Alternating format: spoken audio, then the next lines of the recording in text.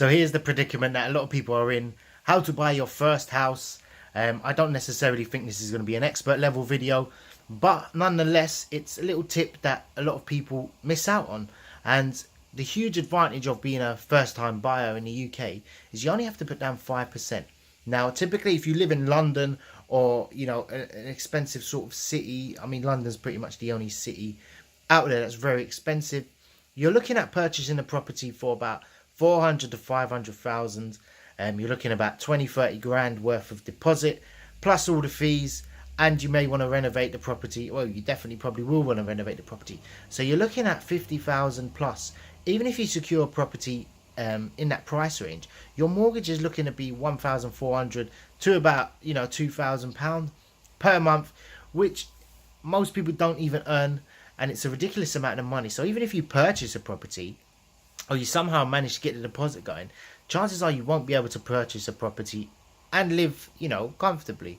So in this video, I want to talk about what I done, what a lot of people I know have done, and it involves a little bit of time and not necessarily you moving out, but purchasing a property under a residential mortgage and in an area probably an hour drive from yourself. Now, typically properties in certain areas do sell. You can probably pick up a 2-bedroom house excuse me, for about, you know, let's say £100,000, and you need to come up with a deposit of £5,000. You probably need £1,000 for the mortgage fees. If you go for a broker, you're looking at about £600, and they actually don't charge you the actual fee. You can actually add that to your mortgage, so your payments, and spread it out the costs, and it just comes out of your monthly direct debits on the mortgage.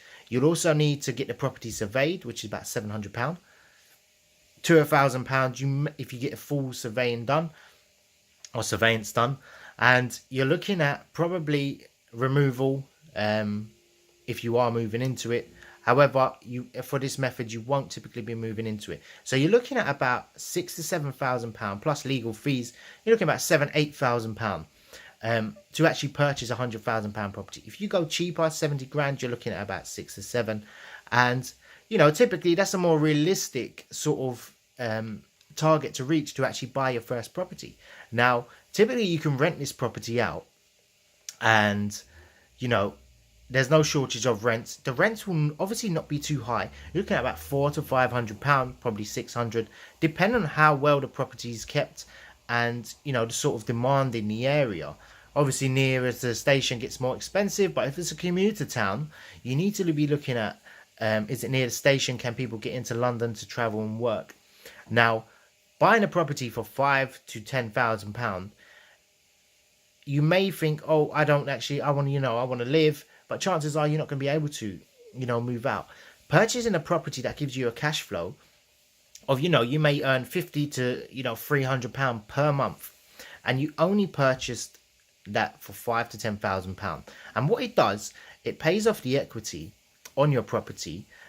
So let's say, for example, for argument's sake, £300 is how much goes onto the mortgage. So after 10 months, you've accumulated £3,000 worth into that property. You put £10,000 down, let's say. So your value in that property, if you sell it, will be £13,000. And typically, if you wait, you know, 3-4 years, chances are you're looking at about £25,000. Plus, you'll be getting income from the rent, which most times you'll probably just save that up. And if anything goes wrong with the property, you can just fix it up. Getting a relevant insurance. So you're looking at, you know, some sort of profit. You've got your money back within, you know, a few months in a certain way. You know, even if you don't earn minimal amounts, plus the equity and the cash flow of the rents. So that is probably the best bet, and that's the advantage I'm taking now with the first time buyer. Excuse me. My wife obviously will purchase a property in her name as well, and so will I. So that's 2 properties, and if you do it in that sense, you're looking at 2 properties that will cash flow.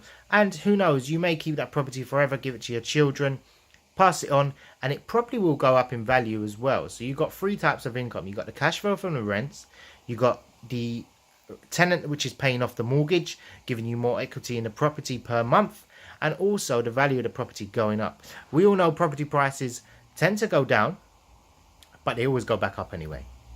So that's my little strategy. Let me know what you think. If it's something for you that you think you can buy as well.